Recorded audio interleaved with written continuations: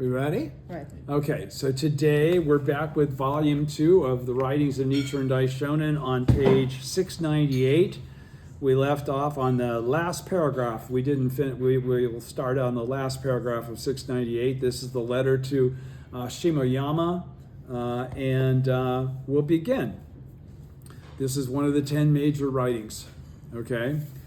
All right, so continuing, if you pick up from the last video to just pretend like this is, 5 minutes later, okay?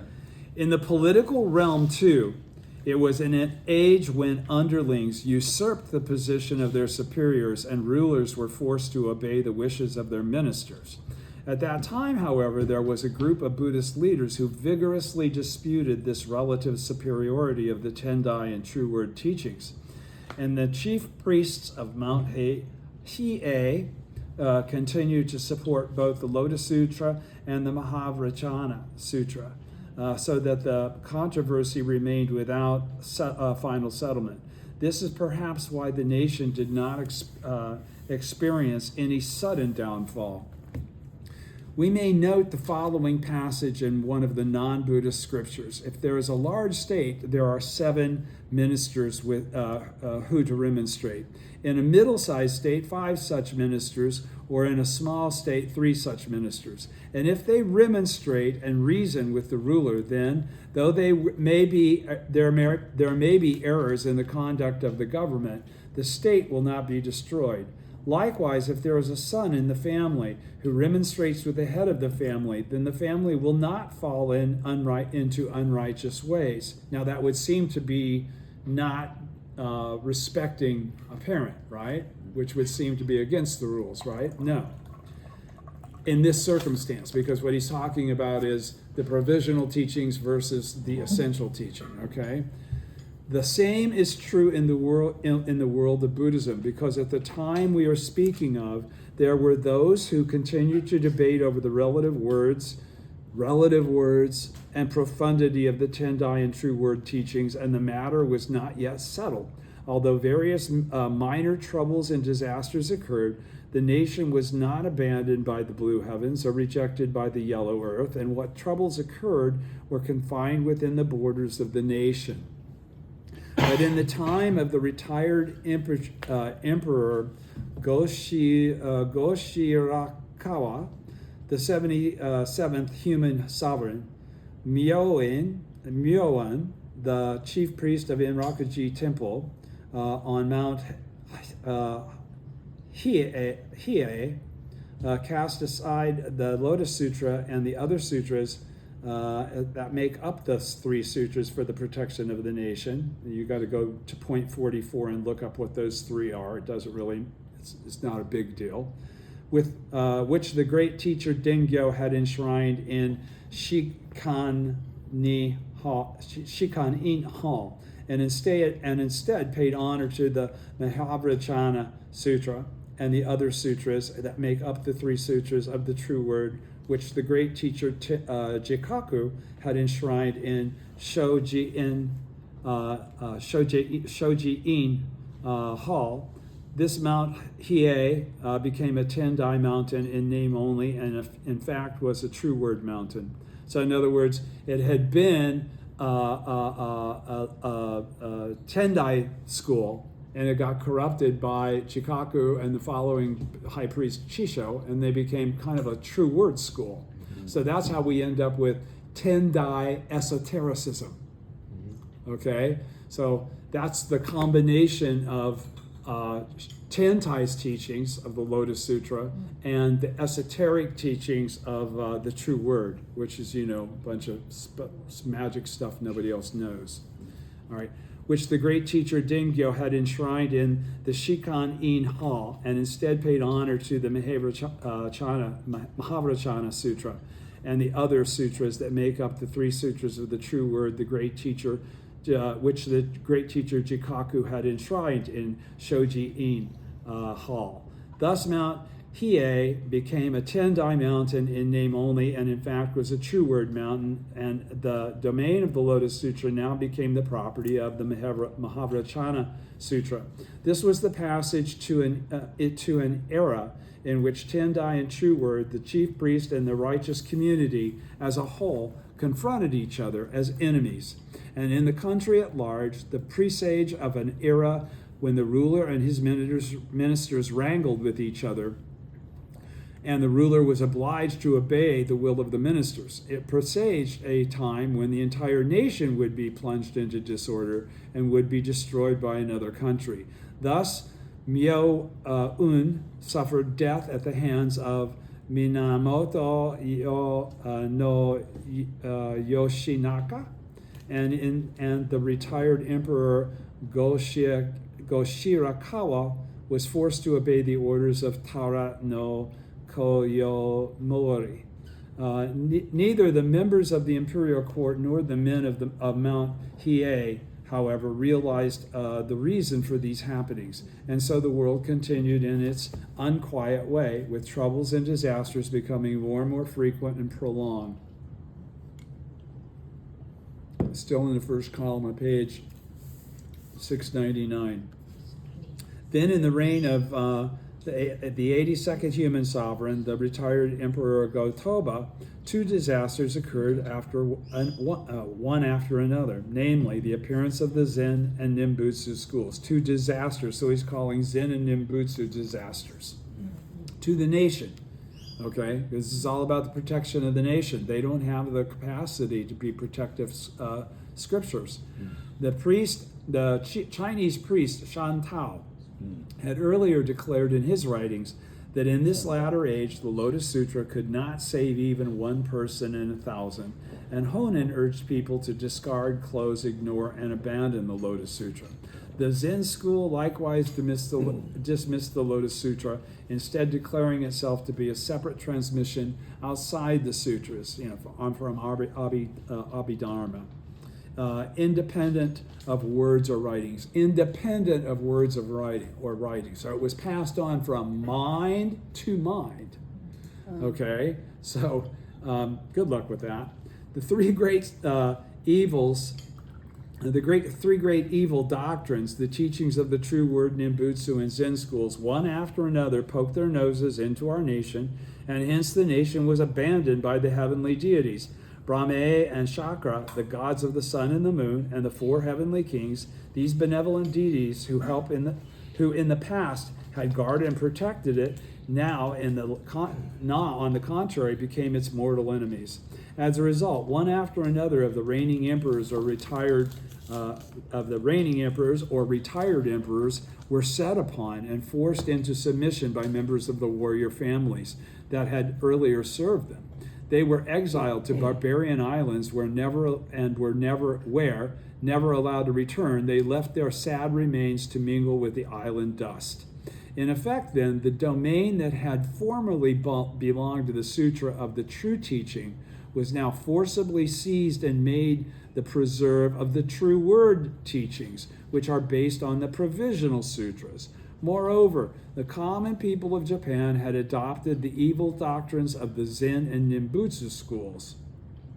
This constituted a case that This constituted a case of underlings usurping the position of their superiors, such as had never been known in the past. The most flagrant such case in the entire world. But the Lord of Sagami was not a slanderer of the law, and he had a thorough understanding of both civil and military affairs, and therefore heaven sanctioned his authority and allowed him to act as the ruler of the nation. Thus, for a time, the world continued in a state of quiet. But the True Word teachings, which earlier had caused the imperial court to lose its authority, gradually spread to the Kanto region, where, astonishingly enough, they were received with honor and veneration. As a result, the Kamakura shogunate began to patronize True Word Zen and Nimbutsu priests, who were great slanderers of the law and persons of incorrigible disbelief, building new temples for them and casting aside the older temples. Because of this, the heavenly deities, their eyes blazing with anger, glared fiercely at this country of ours, and the gods of the earth trembled with indignation. Trailing comets covered the sky, and earthquakes rocked the entire region within the four seas.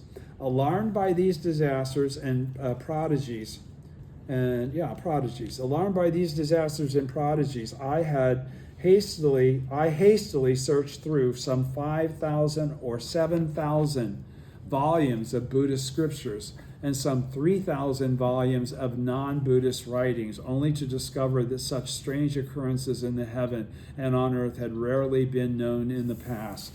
So that I shonen went and looked through, I hastily searched through some 5,000 or 7,000 volumes of, so in other words, all of them.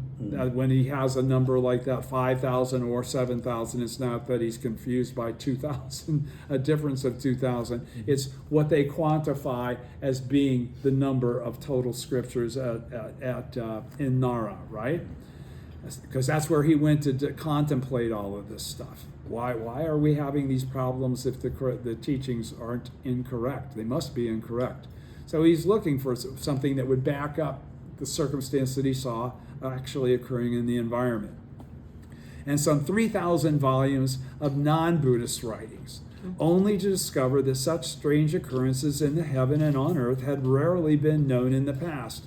The scholars of the Confucian school had left no records of such happenings, and hence could throw no light on their origin, while the Buddhist authorities were likewise perplexed and at a loss to understand them.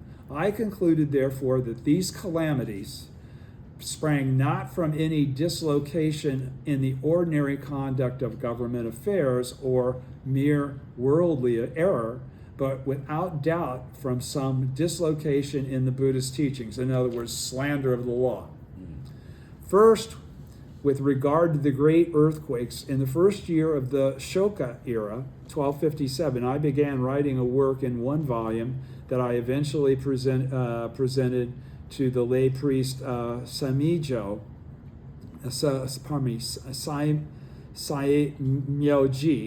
who is now deceased. But there was no response, and it apparently went unheeded. I believe that was the letter before the Rico, whatever.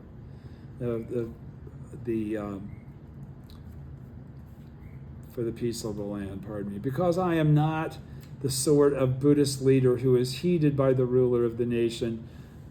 Risho and Kokoran is what I'm talking about.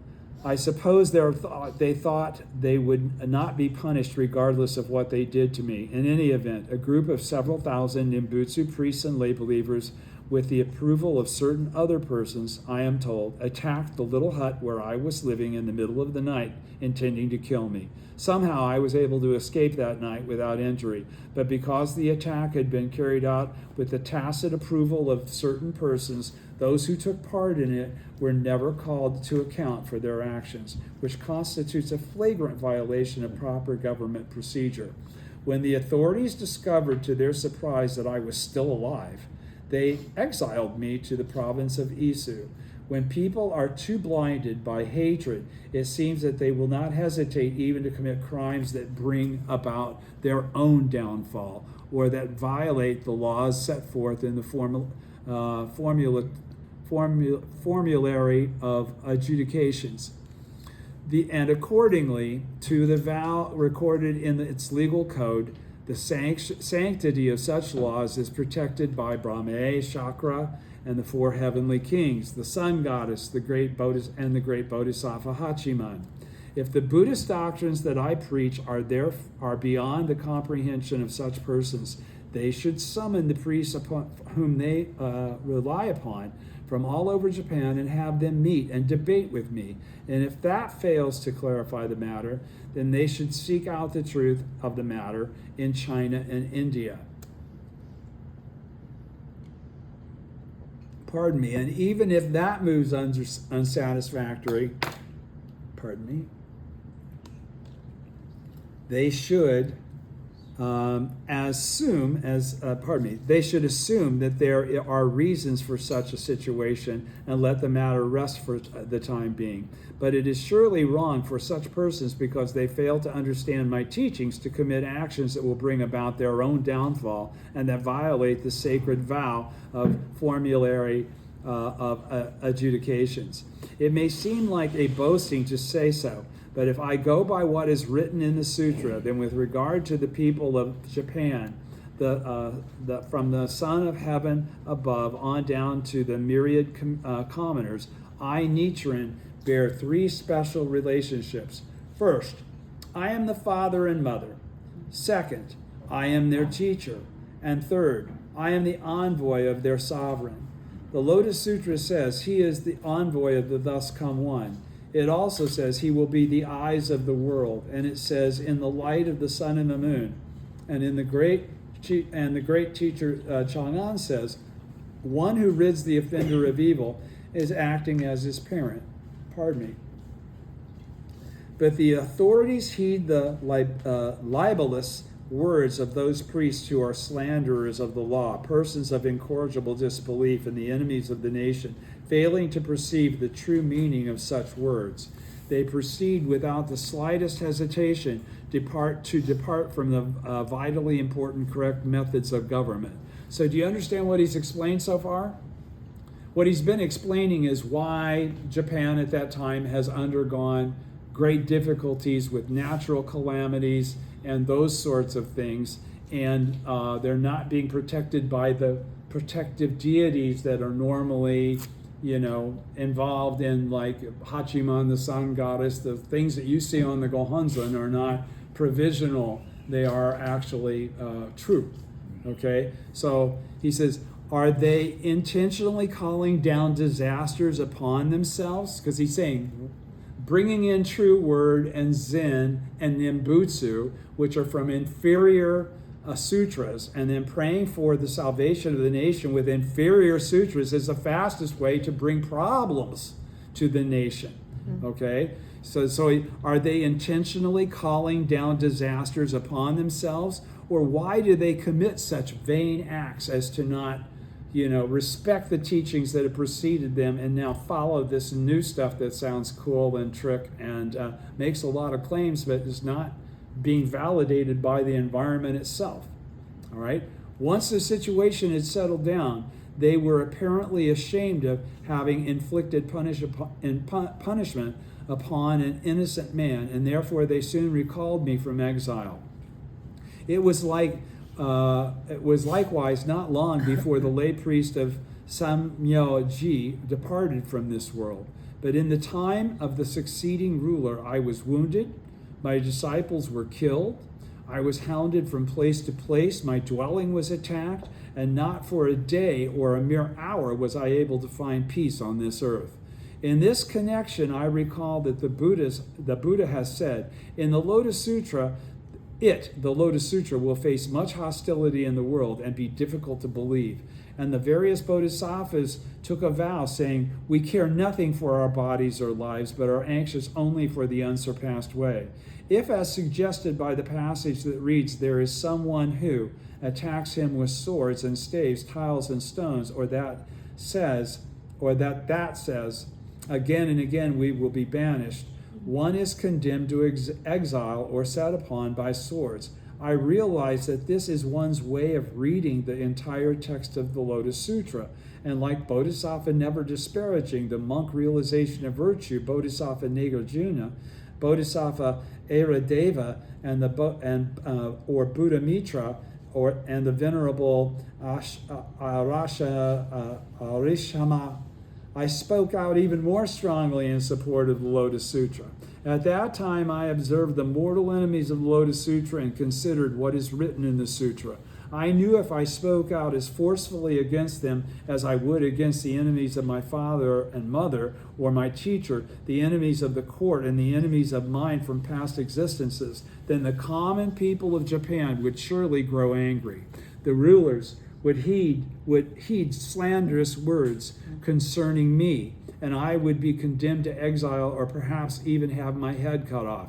At that time, I thought, we will see whether Brahma, Chakra, and the gods of the sun and the moon, the four heavenly kings, will fulfill the oath they took in the presence of the Buddha.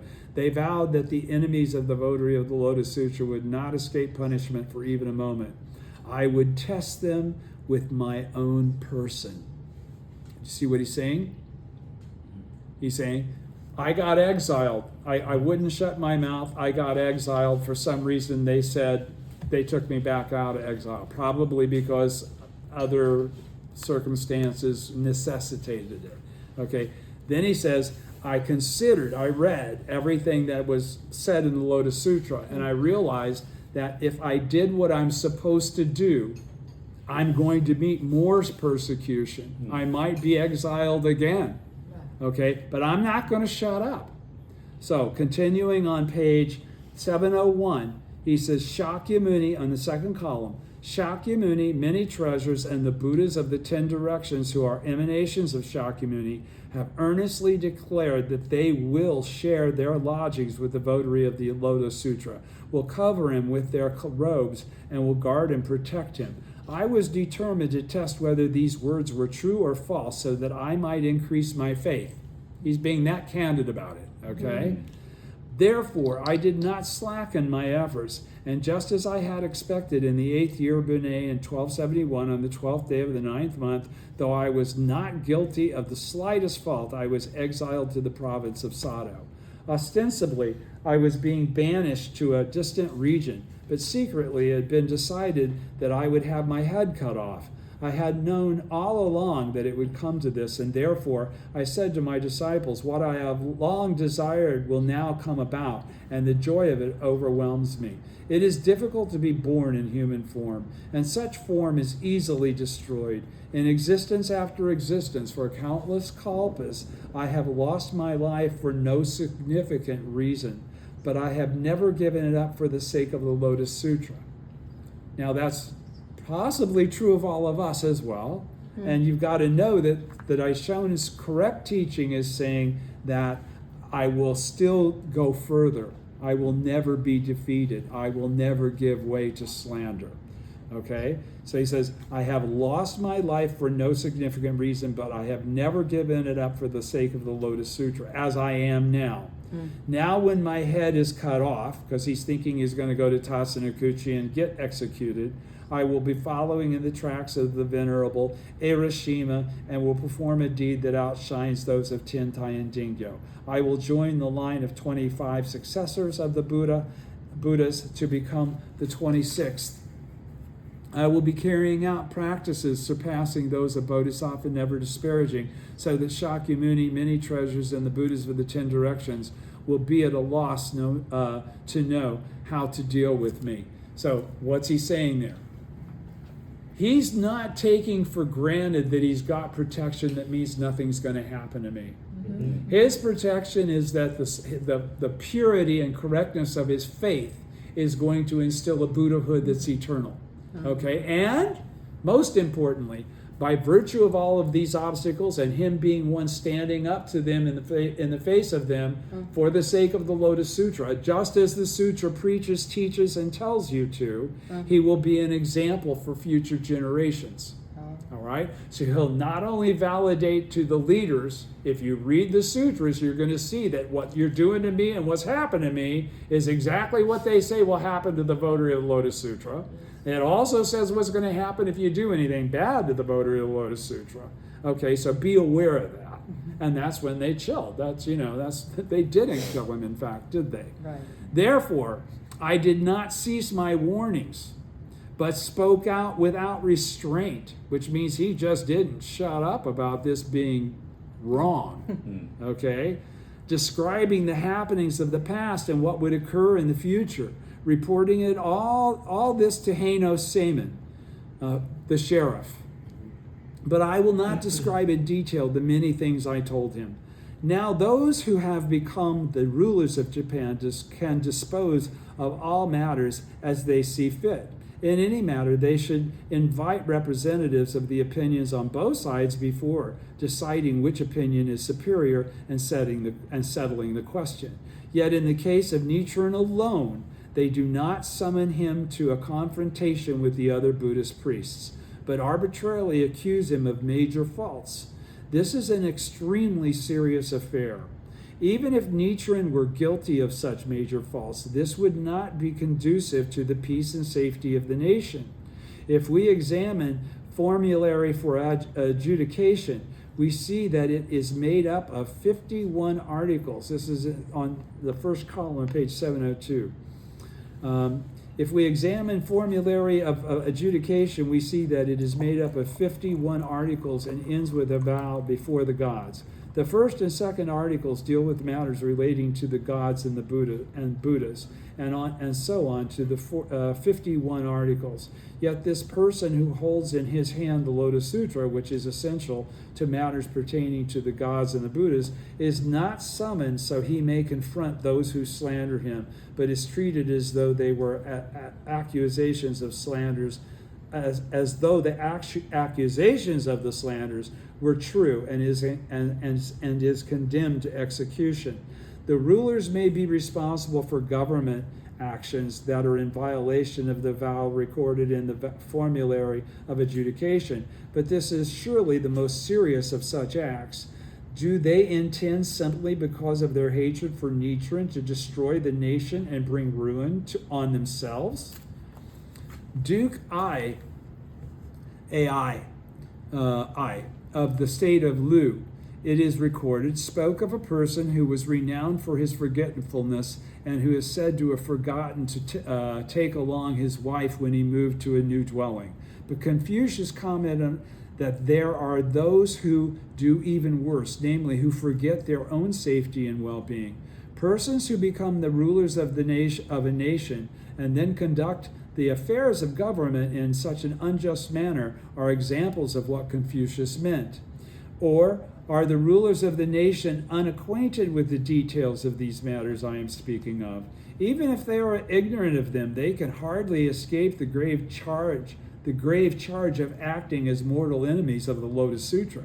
In the presence of many treasures and the Buddhas of the 10 directions, Shakyamuni Buddha, the Lord of Teachings, described in his own words the situation that would prevail in the latter age. The sutra records that at that time the Bodhisattva said, "Evil demons will take possessions of others and through them curse, revile, and heap shame on us. Again and again we will be banished." Again, the Sovereign King Sutra, which was expounded by Shakyamuni. And why does he say what he's talking about? The sutra records that at that time the Bodhisattvas said, "Evil demons will take possession of others and through them curse, revile, and heap shame on us. Again and again we will be banished." What's that from? From the 13th. It's from Encouraging Devotion, right? And who's saying that? All of the guys that said, "Hey, we'll put up with all the hard stuff in the latter age in order to uphold the law," right?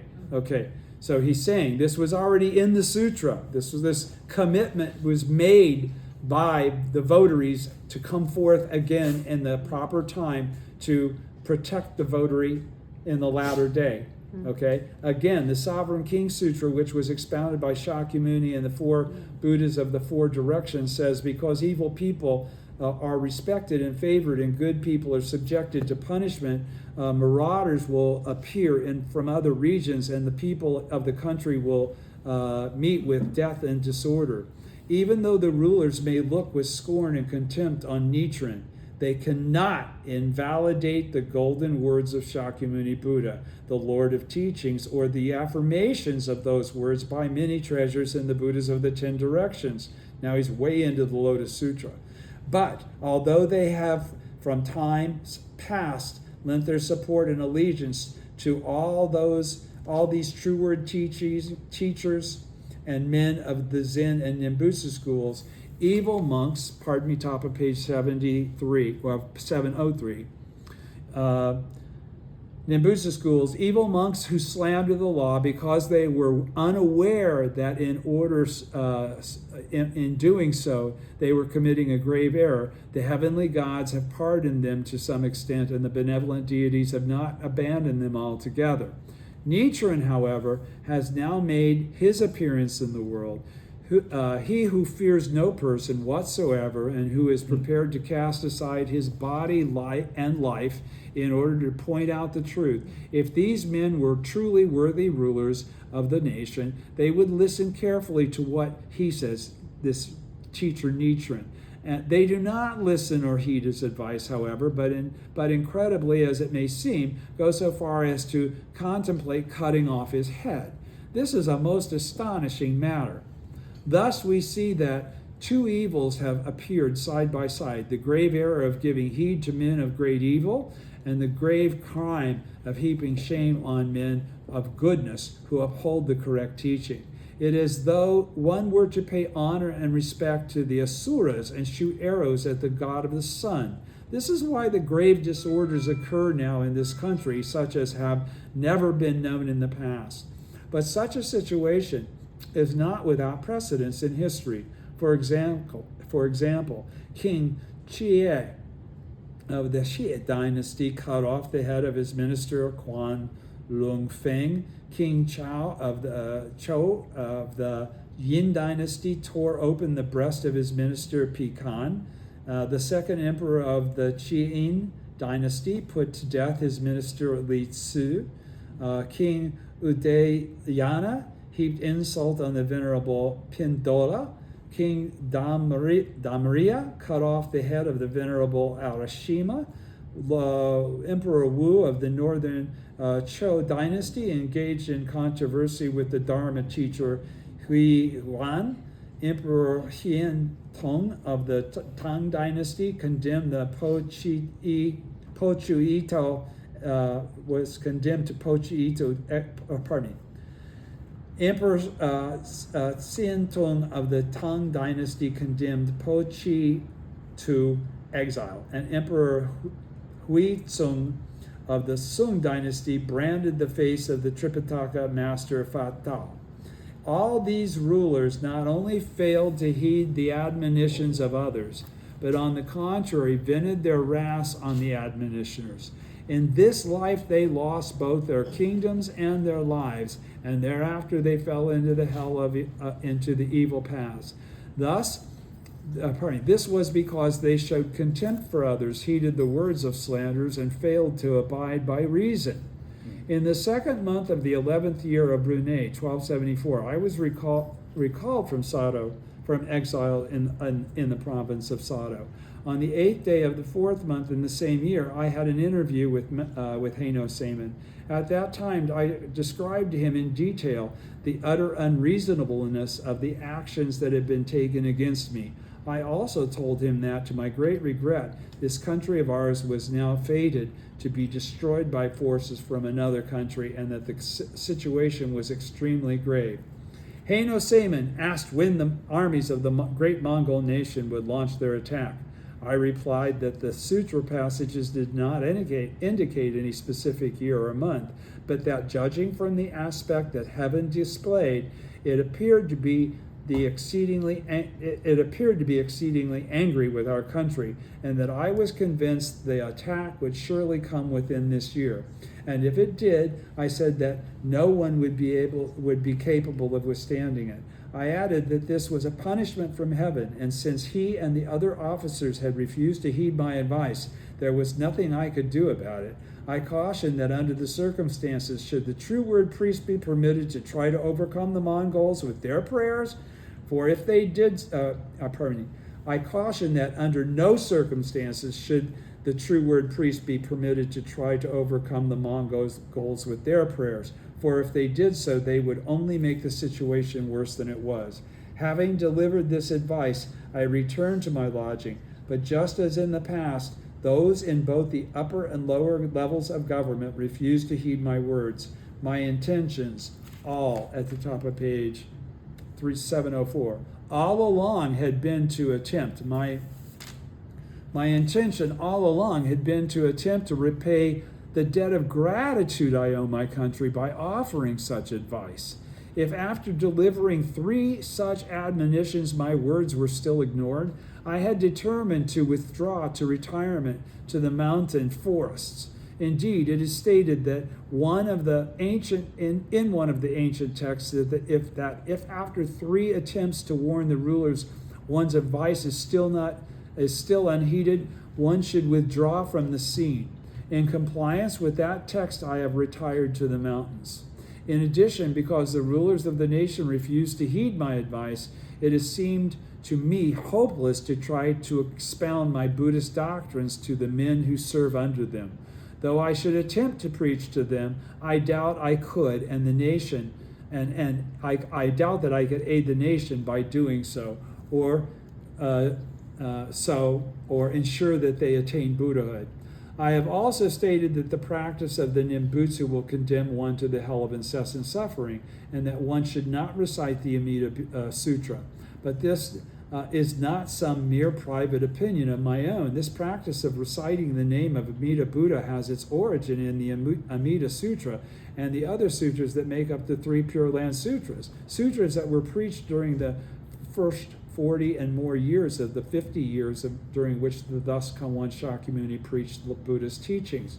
That's why he says in the Immeasurable Meaning Sutra, in these more than 40 years I have not yet revealed the truth. That's what he's talking about. One might suppose that whatever golden words the Buddha spoke must surely represent the truth. Yet in the Immeasurable Meaning Sutra, which serves as an introduction to the Lotus Sutra, preached in the last 8 years of his life, the Buddha, in preparation for preaching the Lotus, referred to the various sutras he had preached in the first 40 and more years of his preaching life, and the number of years that had passed while he was doing so, and stated, in these more than 40 years I have not yet revealed the truth. And he further stated, as for those living beings who are unable to hear this sutra, they will in the end fail to gain unsurpassed enlightenment. So in the absence of the lotus, sorry if you don't have the karma to encounter it, you cannot attain actual Ichinen Sanzen. Thus, and of course when I say the lotus, I'm talking about in Nam-myoho Renge-kyo in the latter day of the law. The sutra is always Nam-myoho Renge-kyo as it relates to now. Every reference to the sutra is talking about Nam-myoho Renge-kyo. It's already been clarified. Thus, with this one pronouncement, he negated all the various earlier sutras and the doctrines contained in them. It was like a great flood of water wiping out a small fire, or a great wind shaking down the dew from the masses of plants and trees. Later, in the second column of page 704, later in the first volume of the Lotus Sutra, in the Revelation section that begins with the Expedient Means chapter, the Buddha said, "The world-honored one has long expounded his doctrines and now must reveal the truth." And he also said, "Honestly discarding expedient means, I will preach only the unsurpassed way," from the Expedient Means chapter, right? It was like a great round moon appearing in the dark sky, or the completion of a great pagoda after which its scaffolding is done away with. After making these statements, the Buddha proclaimed his true meaning, saying, "Now this threefold world is all my domain, and the living beings in it are all my children. Now this place is beset by many pains and trials. I am the only person who can rescue and protect others. But though I teach and instruct them, they do not believe or accept my teachings." And he continued, "If a person, on seeing those who read, recite, copy, and uphold this sutra, if they should despise such a person, despise, hate, envy, or bear grudges against them, when such a person's life comes to an end, he will enter the Avicii hell." So those who slander the teachers of the correct teaching are going to pay a severe penalty for that karmically. The teaching expounded in these passages is not of an ordinary nature. Ordinarily, the sutras proclaim that persons who are guilty of the first of the 5 cardinal sins or the 7 cardinal sins will fall into the Avicii hell. But this is not so of the Lotus Sutra. All persons living during the lifetime of the Buddha or after his passing who cling adamantly to the Amida Sutra or the other sutras expounded during the first 40 and more years of the Buddha's preaching life and refuse to accept the Lotus Sutra, persons who accept the Lotus Sutra but refuse to set aside their adherence to the earlier sutras, like trying to do 2 things at one time, and practice them along with the Lotus Sutra, persons who declare that the earlier sutra or sutras that they adhere to are superior to the Lotus Sutra, or persons who, though they practice the Lotus Sutra as the sutra itself directs, meet the votary of the Lotus Sutra with scorn and contempt, all such persons as these, when their present life comes to an end, will, the Buddha assures us, enter the Avicii hell. Although this doctrine was proclaimed by the one Buddha alone, Shakyamuni, unless one is a follower of non-Buddhist teachings, one should have no doubt concerning it. In order to make clear, this is first column of page 705, in order to make clear that it is of greater weight than the doctrines of the other sutras that the Buddha has preached, now preaches, or will ever preach, that thus come one many treasures of the land called treasure purity, came in person all the way to this world of ours to testify to its importance. He gave his testimony in the ceremony in the air. He gave his testimony to the truth that all those people who adamantly adhere to the earlier teachings of the thus come one Shakyamuni as set forth in the Mahavrachanas, Amida, and other sutras, or to the Nimbutsu practice and fail to accept the Lotus Sutra that was preached later, are without doubt destined to enter the Avicii hell, because you're going against the direct commands of the Lotus Sutra. In addition, the direct teaching of the Lotus Sutra, I should say it that way, not the commands, but the clarifications that those old things were in preparation of. Okay? In addition, Amida Buddha, and the bottom of the first column on page 705. In addition, Amida Buddha and the other Buddhas of the 10 directions and all abandoned their respective, In addition, Amida Buddha and the other Buddhas of the 10 directions, one and all, abandoned their respective lands and journeyed to Eagle Peak to take part in the ceremony in the air. There, seated under the jewel trees, they stuck out their long, broad tongues until they reached the Brahma heaven. It was as though a countless, immeasurable number of rainbows were soaring into the sky. The purport of this was by the way, Amida Buddha was there. He's saying I already qualified that once without it actually being stated, but he was there. He's one of the Buddhas on the, okay. The purport of all this was the matters related to the sutras preached in the first 40 and more years, such as the meditation, Amida, and compassionate white lotus flower sutras, including the story of how the monk Dharma Treasury made his 48 vows and the other bodhisattvas their respective vows, promising to guide ordinary people to the Pure Land with the 9 grade distinction, but no more than temporary distinction were no more than temporary words of solace preached prior to the Lotus Sutra. In other words, they were just to get people through the time before the Lotus Sutra had come to preach the truth. They were not words of truth. They were words of solace. Okay, and you know what the word solace means, right? It's to make somebody feel better. All right, they were said to make people feel better, but they had no real authority and no real power. Mm-hmm. That's what he's qualifying.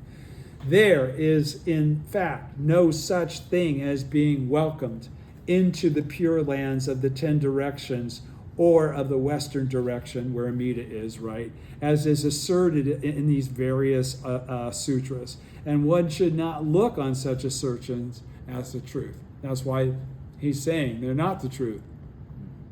The truth lies in what Shakyamuni Buddha has preached now in the Lotus Sutra. One should have faith in the 5 characters of Nam-myoho Renge-kyo, the crux of the lifespan chapter.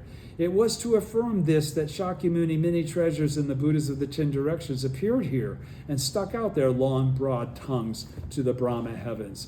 We are all Buddhas in the same way. We are Buddhas in the same way that Shakyamuni is a Buddha.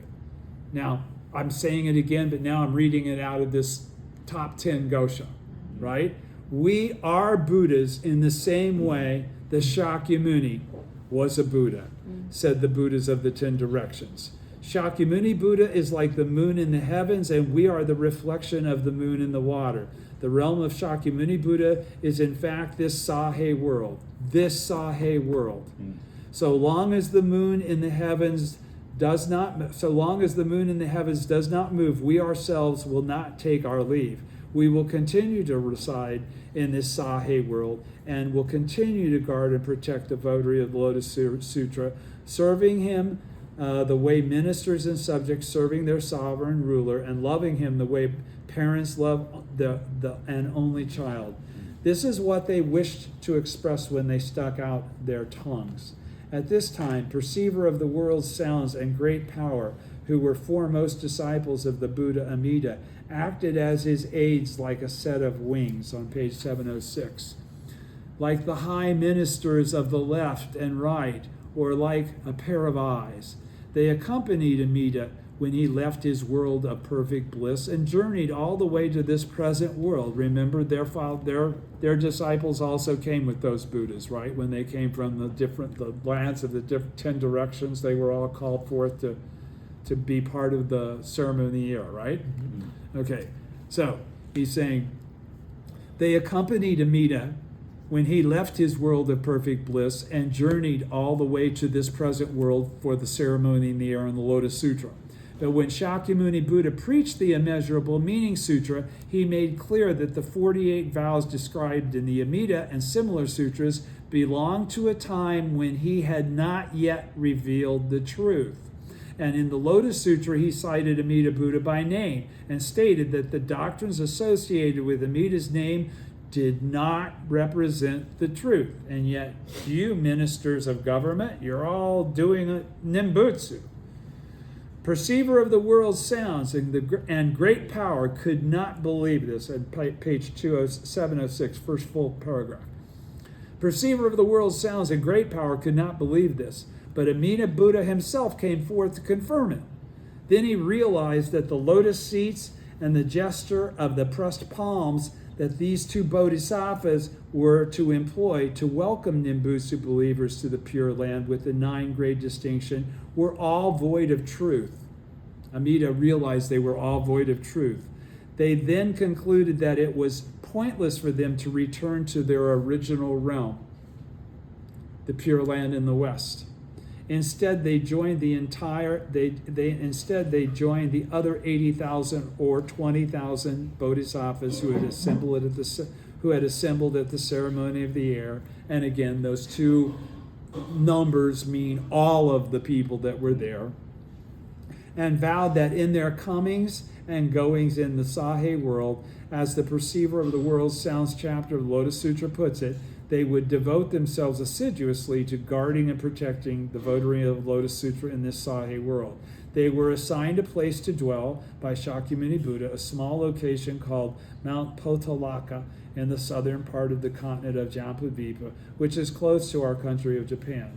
Amida Buddha, who had thus been deserted by his two ministers of the left and right, perceiver of the world's sounds and great power, did not return to his realm in the western direction, but remained in this world of ours.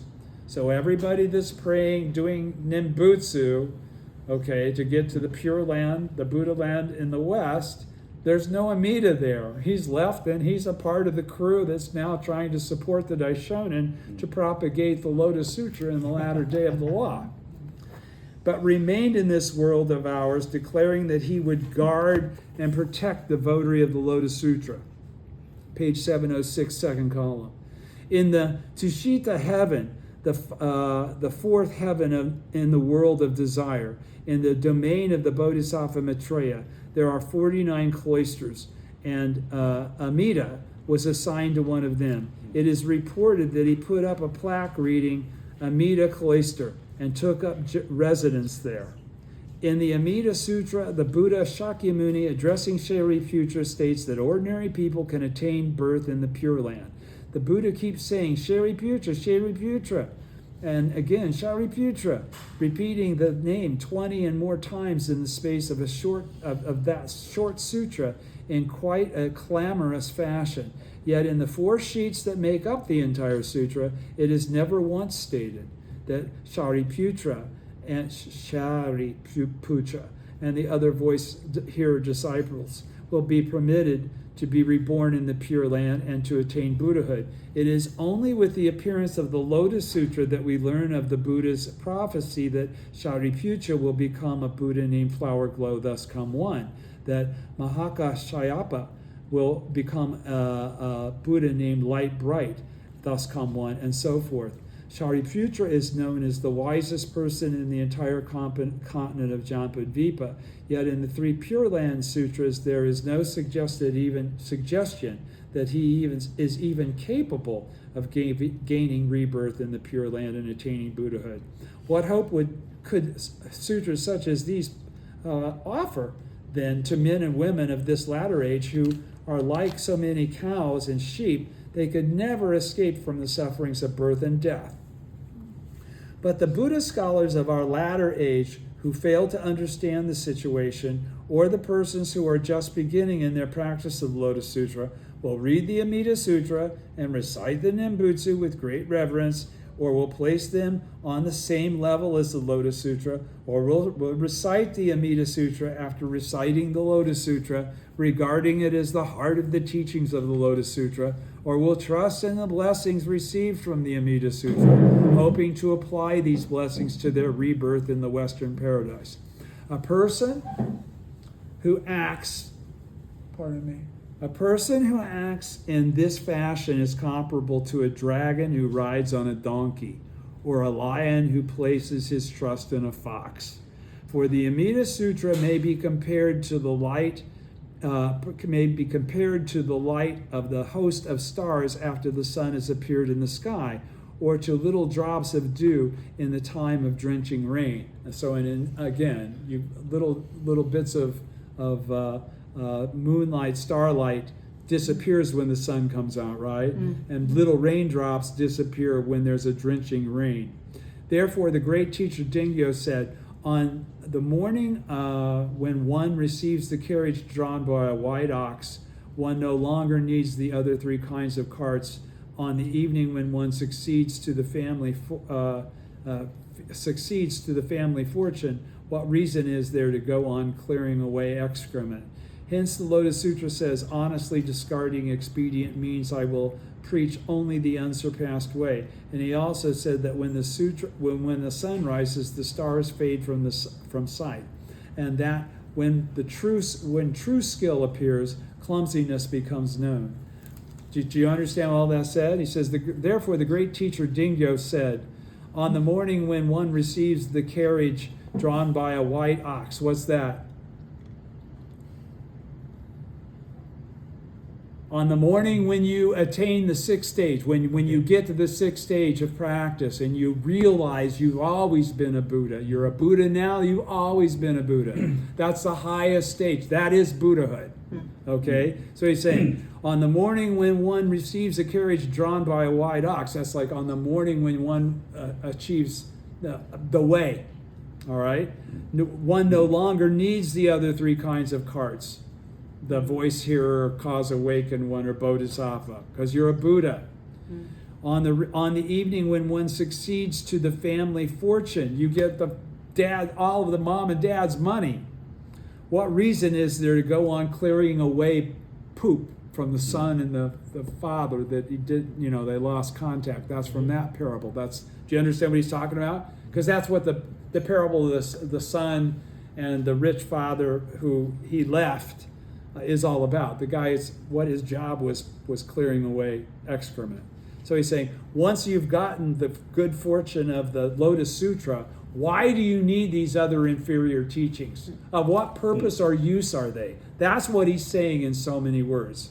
Okay? What reason is there to go on clearing away excrement? Hence, the Lotus Sutra says, honestly discarding expedient means. All those sutras are expedient means. I will preach only the unsurpassed way. And so that's what he does in the Lotus Sutra. And he also said that when the sun rises, the stars fade from sight. So once the Lotus Sutra becomes has been expounded, the lesser teachings are of no purpose. They were expedient means. They were preparatory. And so don't keep doing them or focusing on them like they have a place in now, when now is when the truth has finally been revealed. Okay? And he also said that dust, when the sun rises, the stars fade from sight, and that when true skill appears, clumsiness becomes known. Once the Lotus Sutra had made its appearance, all the other sutras preached in the past, at present, or in the future were needless to say, cast aside. Even if one were to replace them, they would serve merely as attendants and retainers to the Lotus Sutra.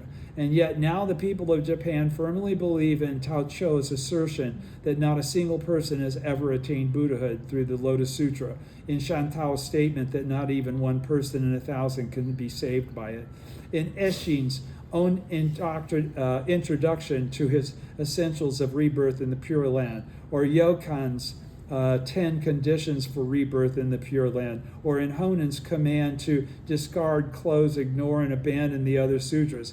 Hence, some of them discard the Lotus Sutra and devote themselves entirely to the Nimbutsu, while others make the Nimbutsu their basic practice but supplement it with observance of the Lotus Sutra. Some view the Nimbutsu as the Buddha Amida and the Lotus Sutra as standing side by side, giving heed to both of them and practicing both of them simultaneously, while others regard Nimbutsu and the Lotus Sutra as merely two different names for a single truth and carry out their practice accordingly. All persons such as these, first full paragraph, second column, page 707, all persons such as these dwell in the mansion of Shakyamuni Buddha, the Lord of Teachings, and yet they ignore their teacher and sovereign. Instead, they erect halls to Amida in the domain of the thus come one Shakyamuni, building them side by side in every province, in every village, in every household. There they practice and perform the Nimbutsu 10,000 times, 20,000 times, 70,000 times, or devote their entire lifetime to it, and strange as it may seem, completely forget the one who is their sovereign, teacher, and parent, who has said that those are all expedient means. Moreover, they seize upon the 2 days that commemorate the birth and passing of their father, Shakyamuni Buddha, the Lord of Teachings, and declare that the second of them, the 15th day of the second month, to be the death date of Amida Buddha, and the 8th day of the 4th month to be the birthday of the medicine master Buddha. To appropriate these 2 days, in other words, this is made up shit. To appropriate these 2 days that mark the birth and death of a single Buddha and assign them to the birth and death dates of 2 different Buddhas dwelling in the East and the West respectively, does this not show the gross lack of filial piety? If not any person who would do this guilty, is not any person who would do this guilty of betraying his teacher and committing the 7 cardinal sins? Each person who does so is guilty of a grave error, and yet each person thinks that he is blameless. Each one is an unashamed, unabashed person of incorrigible disbelief. Going on to page 708. The second volume of the Lotus Sutra describes the 3 great functions of Shakyamuni Buddha, those of sovereign, parent, and teacher, which constitutes the heart of the entire sutra. In the passage, the Buddha states, "Now this threefold world is all my domain, and the living beings are in it are all my children. Now this place is beset by many pains and trials. I am the only person who can rescue and protect others." And regarding those who act contrary to this sutra passage, the Buddha says, "But though I teach and instruct them, they do not believe or accept my teachings." In other words, he's already said, I'm the only Buddha that can help you out. You can't be reaching out to these guys that are from other worlds like Amida or Medicine King, Medicine Master, what did he just say?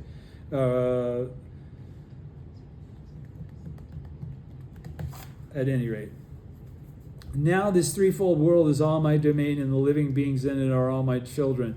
Now this place is beset by many trials and pains. I am the only person who can rescue and protect others. And regard those who act contrary to this passage, the Buddha says, regarding those who act contrary to this passage. But though I teach and instruct them, they do not believe or accept my teachings. When such a person's life comes to an end, he will enter the Avicii hell, even though he's tried to live a good life. Shantao, whom the Nembutsu believers regard as one of the founders of their doctrine, is included among the living beings of this threefold world, and yet he directly contradicts the sutra passage in which Shakyamuni declares that as for the living beings in this threefold world, I'm the only person who can rescue and protect them. And instead states that not even one person in 1,000 will be saved by the teachings such as those of the Lotus Sutra. That is why in his present existence he went mad, climbed a willow tree, and threw himself down on the hard ground. Even then he was unable to die. But for 14 days, from the 14th day of the month to the 27th day of the month, he raved in his madness until death finally came to him. That's Shantao. Not a good way to die. Similarly, the founders of the True Word School, the Tripitaka masters Shanmue, Chinkang Chi, and Pukun, look with contempt upon Shakyamuni Buddha, the Dharma King and the Lord of Teachings, who was also a father to them, and instead paid honor to Mahavrachana, a Buddha with whom they had no such connection. Therefore, Shanmue was not only berated by Yama, the king of hell, but fell into the hell of incessant suffering. If you doubt this, just look with your own eyes at the painting in the Yama Hall. But the stories pertaining to Kang Chi and Pukun are so numerous that I will not go into them here. Again, medicine master San Chie, also known as Xin Xing of the Zen school, demoted the lotus and other sacred teachings delivered by the Buddha in his lifetime of preaching to an inferior rank, calling them specifically designated teachings, and elevated to the position of honor what he called the Universal Sutra, a sutra that he himself had composed.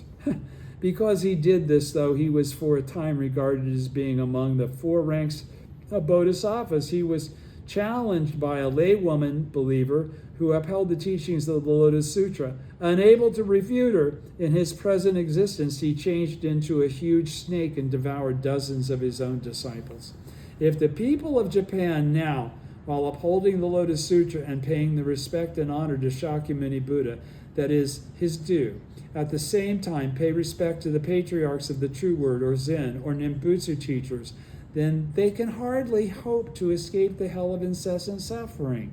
And how much more is this so if they look up to in adoration to the proponents of these 3 schools as though they were the sun or the moon, and they themselves perform the Nembutsu and other practices of these schools. If people were truly thoughtful, they will realize, that such things as the Nembutsu and the Amida Sutra are more to be abhorred than an enemy of their parents, their teacher, or their sovereign, or an enemy from a previous existence. One should no more think of accepting them than one would think of hoisting a rebel's banner over a government troops, or of fighting a fire at the same time of the cold food festival, whatever that might be. Thus, in ancient times, Bodhisattva Vasubandhu, a great scholar, swore that he would no longer lend his tongue to expounding the Hinayana Sutras, and the great teacher Chitsang, a worthy man, would not even venture to recite the Lotus Sutra any longer. They did these things because they hoped to expiate the grave fault of slandering the correct teaching, the Lotus Sutra, that they had earlier committed by using the Hinayana Sutras to criticize and refute the Mahayana Sutras, or using the Lotus Sutra to attack and defame the great teacher Tendai. Now the people of Japan, without a single exception, are like those who slandered Bodhisattva never disparaging, or like the slandering monks, sure of suffering and superior intent. Everyone in the country is destined to fall into the hell of incessant suffering. Hence it is in the Nirvana Sutra the Buddha prophesies that the latter day of the law that in the latter day of the law, those who slander the Lotus Sutra will be more numerous than the dust particles of the land. If now the votary of the Lotus Sutra should appear in the world, and all these people throughout the country should serve him, like the great teacher Chi Tsang, who ceased reading and reciting the Lotus Sutra and instead became a follower of the great teacher Tentai, offering his own body as a living bridge to his teacher, or like those who had earlier abused Bodhisattva never disparaging, but who later turned about and became his attendants and believers in his teachings, and if they served the votary of the Lotus Sutra for the space of 1 day or 2, 1 month or 2, 1 year or 2, or even a lifetime or 2, it would still be difficult for them. It would still be difficult for them to expiate the grave fault that they had committed earlier by slandering the Lotus Sutra. But they show no sign of doing any such thing. On the contrary, the people of our time, all 4 categories of them, priests, nuns, laymen, and laywomen, give themselves up to arrogance, and that's why it's the first of the 14 slanders. These people say the Nimbutsu believers cast aside the Lotus Sutra and simply recite the Nimbutsu. Nichiren upholds the Lotus Sutra but does not approve of the Nimbutsu. We, on the other hand, practice the Nimbutsu and put faith in the Lotus Sutra, observe the precepts, and carry out all kinds of good actions. This is like Ryokanville. Good, true word, Nimbutsu and precepts put together. Risho and Nimbutsu. Risho, whatever the precept says. Such persons are like wild rabbits who try to hide their traces by running in a circle, or pheasants who try to hide by sticking their heads in a hole. They are no different from the people of the state of Lu who reviled Confucius, a native of Lu, without being aware of his greatness, or the monk Sunakshatra who threatened the Buddha. It may be difficult at times to distinguish a deer from a horse, but it is hard for a hawk to change into a dove. How pitiful these people are, how pitiful. At present, the events that I predicted in the past are now little by little coming true, and as a result, these people are beginning to wonder in their hearts just what they should do. But for so many years now, they have slandered and reviled me in so excessive a manner that it is difficult for them to suddenly turn about and put their faith in my teaching. Moreover, the threat of Mongol invasion becomes ever more pressing until, like Tara no Munemori, or Minamoto no Yoshitomo, they are filled with despair. How vital it is that people should think about what they are doing.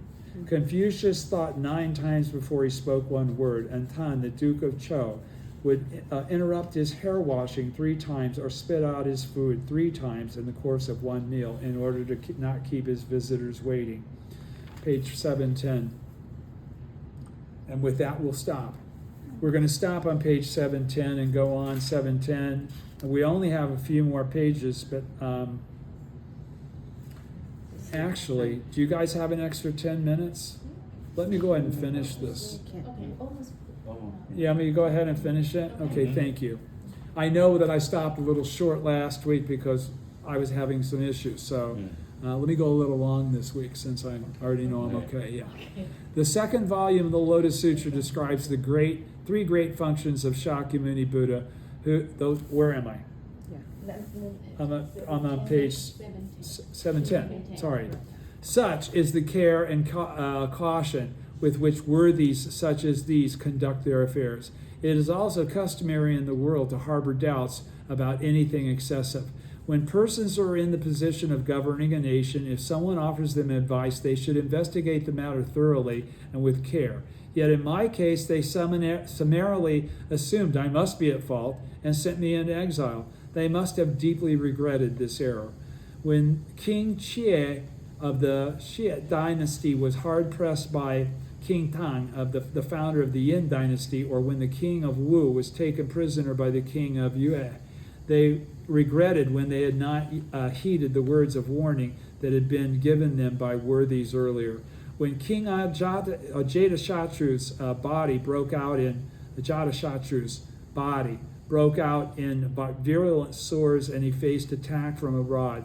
He swore he would no longer permit Devadatta into his sight or listen to Devadatta's advice. And when Tero no Munemori, defeated in battle and taken prisoner by Minamoto no Yoshitsune, was being escorted to Kamakura to suffer the shame of execution, he bewailed his earlier actions in setting fire to Todaiji Temple and shooting arrows that struck the sacred carriage of Mountain King, the god of Mount Hiei. The people in the world today act in precisely the same fashion as these men did. Because they look with contempt upon Nichiren and pay honor to the priests and the other teachings, they are automatically acting as the mortal enemies of the Lotus Sutra. Yet they fail to understand this. Actions such as theirs, which go against the proper methods of government, are viewed with wrath and enmity by Brahma, Chakra, and the gods of the sun and the moon, the four heavenly kings, and the dragon king, Shakyamuni, many treasures, and the Buddhas of the 10 directions, who are emanations of Shakyamuni. The Bodhisattvas, as numerous as the dust particles of 1,000 worlds who emerged from the earth, the Bodhisattvas of the theoretical teaching, and those from other lands, the 2 sages, the 2 heavenly deities, the 10 demon daughters, and the goddess mother of the demon children, all of these beings who guard and protect the Lotus Sutra will take possession of the worthy rulers of other nations, and in that guise will punish the sovereign of our nation and bring about the downfall of our country through an attack or through some overthrow. You should they fail to realize this.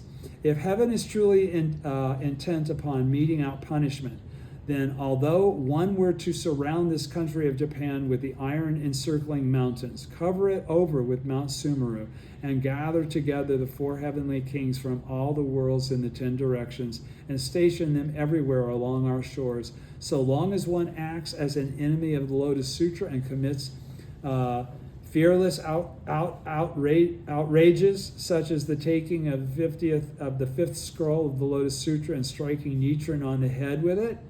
Nichiren, the votary of the Lotus Sutra, who is more precious than Shakyamuni Buddha, the Lord of Teachings. Whoa, let's remember that he just said this. Nichiren, the votary of the Lotus Sutra, who is more precious than Shakyamuni Buddha, the Lord of Teachings, and unrolling and scattering all 10 scrolls of the Lotus Sutra and trampling all over them, which they did when they came in and disrupted him. One can hardly hope to escape punishment either in this present life or in lives to come. How can the sun goddess, great Bodhisattva Hachiman, and other deities who guard and protect Japan be expected to aid a country such as this? On the contrary, they will most likely make haste to inflict punishment upon it as quickly as possible, so that they themselves will not be held guilty of a fault. Or are these guardian deities of Japan, perhaps even at this moment, being upbraided by the 4 heavenly kings for delaying their punishment? It is hard to know which is the case. The great teacher Dingyo said on page 211, top, my opinion is this. It is stated in the Lotus Sutra that the Bodhisattva is the treasure of the nation, and that the Mahayana teachings tells us that the great vehicle of the Mahayana can benefit others. When the 7 disasters attack the whole country, what but the Mahayana Sutras can drive them away? And when the great calamities occur in the future, who but the Bodhisattva priests of the Mahayana can wipe them out? But now when I examine the daily records of how the courtier and warrior families are attempting to overcome the forces of the great Mongol Empire through prayers and incantations, I see that they are performing ceremonies to the 5 honored ones, to the 7 Buddhas, beginning with the medicine master, to the honored one Buddha eye, or to the honored 1 character gold wheel. But how can these manifestations of a petty doctrine be expected to dispel a major calamity? Rather, as the Lotus Sutra says, they will rebound upon the originator, and this country of ours will be summarily destroyed. There are other persons who carry out the Lotus Sutra fire ceremony at Hiei Shrine, But this ceremony is based upon the mistaken teachings of the Tripitaka master of Pukun, and therefore cannot function as a true prayer. Again, many of the eminent priests of the present time follow the true word teachings of the Toji temple or the true word teachings of the Tendai school.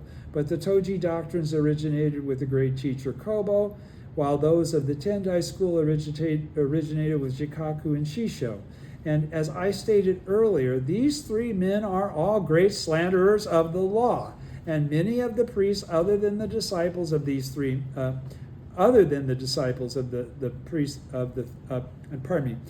many of the priests other than the disciples of these three are men who received Hinayana precepts at the ordination platform of Todaiji Temple. Furthermore, the ordination platform on Mount Hiei for administering the precepts of the perfect and immediate enlightenment has been diverted from an original meaning by Jikaku's slandering of the law. And even in its original form, it represented a precept of perfect and immediate enlightenment of the theoretical teaching only. So it could hardly be effective in this latter age. In any event, such prayers as I have described cannot be expected to have any effect. At this moment, our nation is on the brink of destruction. It is too late now to regret what has done. Now, how pitiful indeed. What I have written above is only one small part of the teaching I heard from the sage Nichiren. Though I am a person of lowly birth and poor mental powers, these teachings of the sage Nichiren seem to me entirely reasonable. However, the rulers of the nation failed to make use of them, and therefore I am doubt as to how they are viewed in Kamakura. Unworthy as my thoughts on the subject may be, I kept asking myself why, when this is a matter of such grave concern to the nation, the authorities do not investigate the facts but have twice sent this man into exile. I cannot believe that people have a right to decide if his doctrines are correct or not, when they have not taken the trouble to conduct a thorough examination of them. As for myself, it is for your sake and the sake of my parents that I desist from reciting the Amida Sutra. Now this is Inabo, Nichie, okay, has now come back. Before now he's been doing it like Nichiren wrote the whole thing, but it's been third person Nichiren writing as though he were Nichie, Minobo, okay, and now here he breaks into being, it's in first person again. He says, as for myself, it is for your sake and the sake of my parents that I desist from reciting the Amida Sutra. He's saying that to his Lord, right? Or his father, whichever it was that he was converting. He's explaining to him why I'm not practicing the Nimbutsu anymore. If you should tell me that I absolutely must recite it, I will at that time address you again on the matter. But when I am ordered to do something, not because the matter has been thoroughly investigated, but because certain persons are making arbitrary conjectures, then although I might obey in body, in my heart I could never comply. Though I fear I speak too boldly, I may urge you once more to consider the matter. This priest Nichiren we are speaking about, there is no one else like him. If events should take a certain course, I fear you may later have cause for regret. Just because the people of our present age do not heed his teachings, it would be foolish for you to do likewise. If in the future the persons in authority decide to heed him, then who among all the rest will fail to do so? But at that late date, what use will it be for you to join them? You will merely be putting your faith in persons rather than in the law. People these days believe that children should at times obey their parents, and that the same should hold for subjects with regard to their sovereign, or students with regard to their teacher. But this is a mere erroneous conjecture put forward by persons who do not understand the non-Buddhist texts or have no knowledge of the Buddhist scriptures. Among the non-Buddhist writings, the classic of filial piety describes cases in which a son should remonstrate with his father, or a subject with his sovereign. And in the Buddhist scriptures, the Buddha makes clear that by renouncing one's obligations to his parents and ruler and entering the Buddhist life, one can truly repay those obligations in full.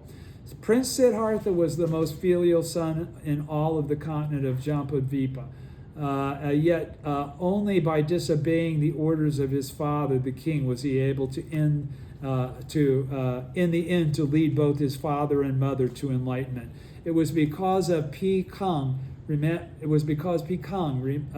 reprimanded his father, King Cho of the Yin dynasty, though his breast was slashed open as a result, that later ages have honored him as a worthy man.